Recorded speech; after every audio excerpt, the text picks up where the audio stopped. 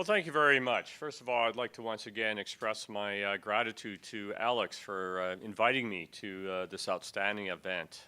It's such a nice ability to come and share some thoughts and hear some very, very important discussions on issues that are going to be shaping the crux of Canadian security policy. Now, we've heard from 4 outstanding speakers. We've gotten a rich picking of some of the key issues that we will be facing. Now, to a certain degree, the richness in which the 4 of them have presented makes my job both easy in that there is so much that I can focus on. There are so many issues here in terms of where to go into the future. On the other hand, the fact that it is so rich, and I only have half an hour as opposed to the 3 hours that Alex had promised me. No, I'm just kidding, Alex. That, of course, it raises certain key issues. So what I propose to do in the time allocated to me is I'd like to just go over briefly to set the stage on some of the critical points that we have heard on this issue that is an element of such importance to Canadian security policy. First, from Norman, gave us an outstanding historical development of peacekeeping. As he pointed out, amongst the younger Canadians, it's often forgotten that peacekeeping has not always, we weren't peacekeeping when we went to South Africa, when Canada first started developing its expeditionary force capability. It wasn't peacekeeping when we went to World War I. Peacekeeping has a unique political, historical legacy. And I think Norman did an outstanding job of giving us a briefing on exactly how that developed. Of course, someone who did his university at University of Manitoba, I wouldn't expect anything but excellence, right? There. So, I mean, that goes without a question. But there is a historical context here that we often forget about. Moving on to Nick's presentation. Certain key themes come forward that, once again, we often forget about when we start talking about peacekeeping. The first one is it is dangerous. As I don't have to mention to all of you, even in the context of the so-called peaceful peacekeeping, even during the periods of Cyprus, even the periods of Suez, there was an inherent danger. We tended to hide the casualties. We tended not to talk about the fact that people were losing their lives, that they were being injured. And I think the point that Nick brings in, that the fact that remains it is a dangerous and becoming more dangerous, is something we cannot lose sight of.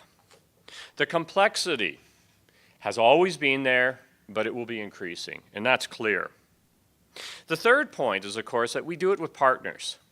The 1 or 2 times we've sort of toyed with the idea of doing it by ourselves, we've basically realized that it's just simply impossible. The so-called bungle in the jungle, when we were thinking about trying to lead peacekeeping and other exercises, when we realized if we don't have the support of others, particularly our closest friends and allies, becomes important.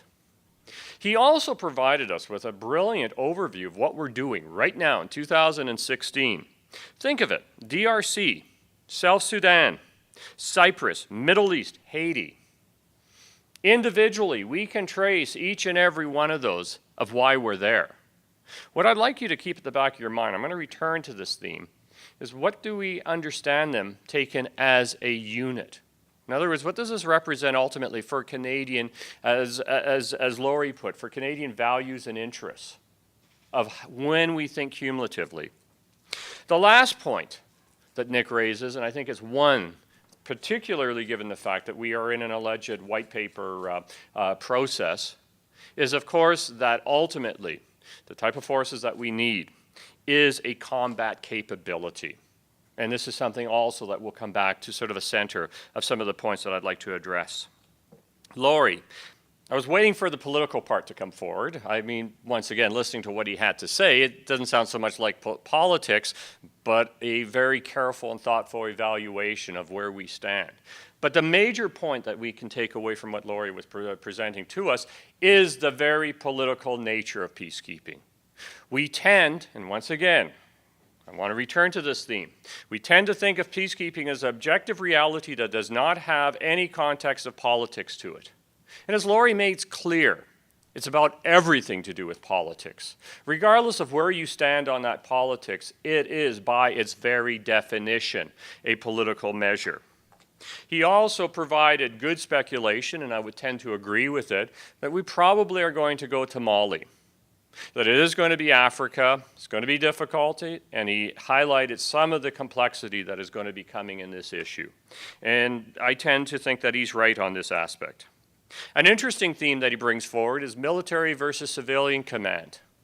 And this is going to come back to the issue of ultimately, why do we do this? What's the point? Is it in fact just simply to allow the military to do something that has got a very good expertise, or is there something bigger? And if it's something bigger, how do we actually take control of it? Joe Howard, in his normal detailed manner, provided us with a brilliant overview in terms of many of the systemic issues that we will be addressing, that we have addressed, and that we will be continuing to address. The issue of values versus national interests, of course, is one that I also see within all four of the presentation, an underlining theme, but he hit it the most explicit in terms of the fact of, so what? Why do we do this? There is also a theme that Joe brought out, that all of the speakers brought forward, and one that we often sort of poo-paw a little bit, but recognize as important, and that is the role of the media. You know, we heard reference in terms of how does this play out in the press? And we will return to the question, of course, is why does that matter? If we are asking the men and women of the Canadian Forces to put their lives at the risk in, of course, what Nick shows is a dangerous undertaking. This is not just simply asking, say, the Department of Finance to send a taxation person to go over and help someone with devising their taxes. We are talking about the fundamental deployment of deadly risk. And the question is, of course, is, well, then if we're doing it and we believe in it, what does it matter what the media says? And yet it does matter. We all know it matters. And it's this underlining theme that goes part and parcel with what is peacekeeping. The last point that I'll raise in terms of what Howard, amongst many that he brings, is the issue of the reality of engagement. He went through in detail the complexity. When you start overlaying what the Canadian Forces have to do with the overlay of the UN in a traditional UN context, of course we see the complexity. So where does this lead us? How do we take this brilliance that we have heard before us, and how do we get any type of unity out of it? Well, I would entitle, if I was asked to retitle my title, rather than summary, I would be saying peacekeeping, peacemaking, or maybe something else. Why? In Canada, I think what the presentations provide us with is we have created this concept of peacekeeping that we think stands alone. We think that there's something out there called peacekeeping that has an objective reality. There is furthermore, and this is the part that's so confounding, is that we have applied a normative overlay. We say on the basis of what we have done, it is good for itself. It is good for Canada to be a good peacekeeper. We heard this, of course, in Laurie's comments in terms of Justin Trudeau's right to go forward, about the pursuit of a Security Council chair. But the question really comes down, why is it that we in Canada turn around and embrace this concept of peacekeeping? What is it that normatively is important? And what does it mean ultimately for the critical question that needs to be asked, Canadian security? Because let me ask you this, what else are Canadian Forces really about but providing for the security of the Canadian state? When push comes to shove, peacekeeping, peacemaking, all these other terms may be nice. They may make politicians feel good about themselves. But ultimately, does it provide for Canadian security, and if so, in what context? We've heard about the political heritage in Canada, and we can trace it. We know that Pearson, through his actions, peacekeeping is also ultimately tied into the Liberal Party. Now, once again, that's not politically correct to be saying, but we see the context. We know, and if we read into what was told from us from the historical perspective, we can see the context that this occurs. The problem is, when we really dissect peacekeeping from a historical perspective, what have we actually utilized it for Canada? In this context, Dean Oliver, associated with the Canadian War Museum, has provided some of the most brilliant insights in my view. And his argumentation is peacekeeping is, of course, normative. Canadians like to think we are the good guys. But if you look at peacekeeping, actually, what have we used it for in the real sense? Not in the little penny packets when we're going to Cambodia or we're sending 1 or 2 individuals here just so that we can say we're on every single UN mission. What does that actually mean? But you look at Cyprus, you look at Suez, you look at Yugoslavia. What's the underlying theme here? Is it peacekeeping? Is it some concept that's normatively positive? Or is it about alliance protection? I wish it was a thought that I came up and that it wasn't Dean, but Dean puts forward the argumentation that really what we're doing is protecting our alliances for the ultimate security of Canada. Now think it through. We've heard, of course, from historically. The first one is Suez. Well, what's the essence of Suez? Suez, of course, is 3 of our main allies are going at it. At a time we see the Soviets expanding, and of course one issue that we didn't talk about is at the same time the Soviets were busy putting down the Hungarian Revolution, because the Hungarians, of course, were believing when we said, hey, if you throw over the Soviets, we'll come to your assistance. So if you actually look at Suez, when Pearson's coming forward with this idea, is it about being a nice guy? Ruled international peace and security? Or was it making sure that the NATO alliance, and remember the NATO alliance is a brand new alliance at that point, it's 1956. Is it about keeping the Americans, British, and French on the same page? Cyprus, once again, we sit there and say it's a normative good, but we look at Cyprus and we say, we were there because the Turks and the Greeks were going at it. What's the common cause? Oh, NATO allies. And so once again, you start saying, okay, where is the real effort? Well, it's coming from a geopolitical push. It's not a normative good. Who cares if we are Boy Scouts or if we think we're good? No one else. Does Sweden actually, do we pay any attention to what Sweden or Norway or Denmark does for peacekeeping? And they're busy with that because we say there's this collective good. Oh, the world thinks we're good.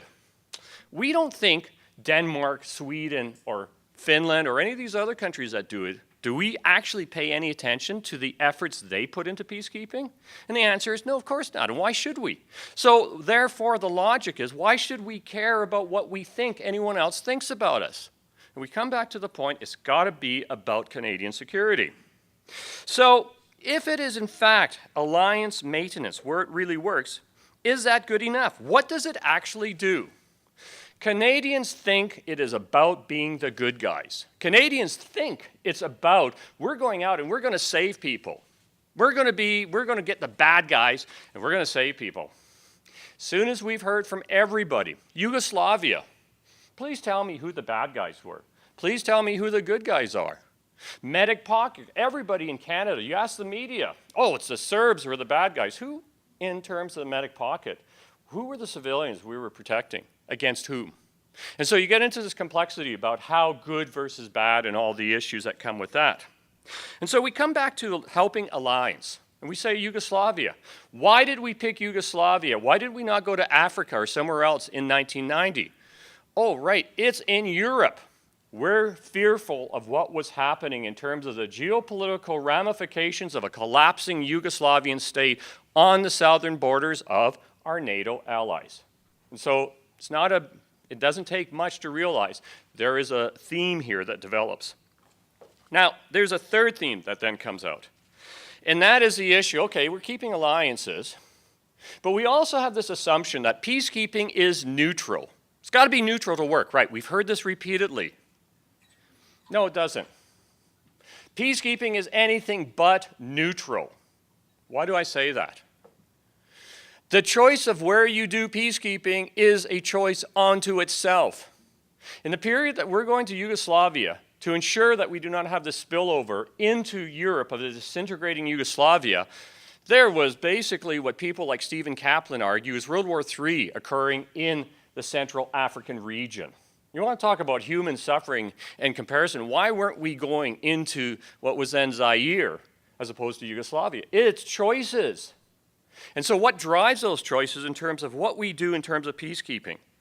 And of course, then we start getting into the geopolitics. Canada says it wants international peace and security. Once again, we have to be honest with ourselves.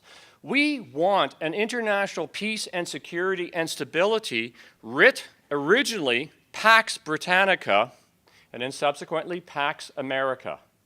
Because when we are doing peacekeeping, we are going against someone. We would not have these events unless, of course, there was an enemy. Now, during the Cold War, peacekeeping ultimately was about keeping the alliance together to fight the Soviets. Soviets disappear in the 1990s. Then we have to start dealing with these individual flare-ups that threaten international peace and security, but stability in the context of an international system that we benefit. It's for Canadian security. Others want to disrupt it. Think in terms of where we're going now. We're going to go to Mali. What's the politically incorrect thing that we're not saying right now when we start looking at where the major sources of conflict are? And that is, of course, with the fundamentalist Islamic movements. We saw the maps in terms of Africa. Where are the major issues we are thinking about? Is it against necessarily all the places that had the warlords? Is it against the Lord's Resistance Army? Or is it Mali? Or is it any of these other regions? Because why? That is one of the major threats to the international stable system that we benefit from. So in other words, there's clear choices, and it's geopolitics that will ultimately be driving these particular issues. So where does this take us? What can we understand in terms of sort of the way ahead or lessons learned?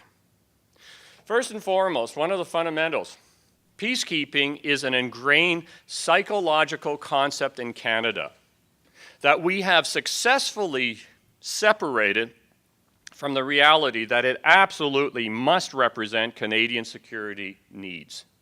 We think of it as a thing unto itself. We're going to do peacekeeping. Doesn't matter if ultimately it takes away from our security. Peacekeeping is good, period. And there's a real problem with that, but nevertheless it's there. It also illustrates the power of a concept. Part of the reason why we are so fixated on peacekeeping is unlike, say, a country like Australia that lives in a lot rougher neighborhood and has to look after its own security. Do you see the Aussies getting all that tied up with peacekeeping? They're very similar to us in many ways. No, they're concerned about China. They don't say it, but that's really what they're concerned about, a little bit of the Indonesians. And so they don't waste time with the concept of peacekeeping because they'll go along, they'll be a good partner. They were ready to lead the peacekeeping operation into East Timor, once again because of what the geopolitics meant in terms of a collapsing Indonesia. But it's about security. And so in Canada, until we are ever faced with a brand new type of circumstance where the Americans are not backstopping our security, we have this luxury that we can pretend that peacekeeping is a good unto itself. And so that's the first lesson that we have to realize. And it's a powerful concept, but it is a concept. The second thing I think that we need to take away is it's driven by the geopolitical realities. We heard throughout the morning the way that peacekeeping has changed. It changed, first of all, because we had the Cold War. And then it changed because the Cold War ended. Think the logic of that through. Peacekeeping changes because it ultimately needs to meet the security requirements of the time. So in the period of 1956 to 1989, peacekeeping is going to be focused. And I'm not talking about the little niche little deployments. I'm talking about the real effort of where we spent our attention. It had to be about protecting the NATO alliance, i.e. so that the Soviets would be deterred. In the period 1989 to roughly 2001, the focus is about the disintegration of states on the European flank. We considered the possibility of peacekeeping in East Timor, and that was to protect the Australian flank. But think it through in terms of where we actually deployed. Did we really put our huge effort into Rwanda, into Zaire, or was it, once again, alliance helping? And so you have to think through where we actually went to. Now, we get post 9/11, 2011. Where are we going to go for peacekeeping now? Once again, Islamic fundamentalist states are the major threat, and that is where we're going. And so the geopolitics, when you strip everything away, you're going to find the geopolitical reality driving what is necessary. Now, we may pretend we can do other stuff. We can pretend we're going to be the boy and girl scouts. But the reality is, where are we going to put the real effort? And we see time and time again, it's going to be the geopolitical imperative. So that means ultimately, what does this mean for international security and for Canadian security. How does this actually play through? And we can see once again, there are certain themes that go bipartisan in this context when push comes to shove. And so ultimately, when we are thinking about what the Canadian forces need to be doing in this context, well, the first thing, Nick is absolutely right, it's got to be combat capable, because it's not about being able to appear on currency or the statues or any of the things. It's about being able to deliver for Canadian security, however we define it for the time period. And so ultimately, it does have to be concerned in this particular aspect. We are always going to have this aspect of normative, that we think it is something a good unto itself. And I would argue that when the politicians start believing it, that's when it gets the most dangerous. Let the media talk about it, let Canadians say, yeah, that somehow is good unto itself. But ultimately, peacekeeping has to be recognized for what it is there for, and that is to provide for Canadian security. Writ large, stop right there. Be it against the Soviets, be it against disintegrating states, be it against the Islamic fundamentalist movements. Now, that raises some interesting points for the Canadian forces, because we are now, right now, focused on Mali, Africa, and so forth. But let us ask ourselves this. Where are the coming future security threats for Canada? Right now, we're focused on Africa. We're saying that's where it's going. But for anyone who's been following the greater geopolitical realities, Asia-Pacific, China is moving to become a peer competitor against the Americans. And so the question is, what is a future peacekeeping operation going to be necessary to ensure Pax Americana? Because we sure are not going to benefit under a Pax China. In other words, there is a clear issue. Now, it's not politically correct, because we're supposed to say we can all hold hands, sing Kumbaya, and get together. And that's not the reality of how the geopolitical system works.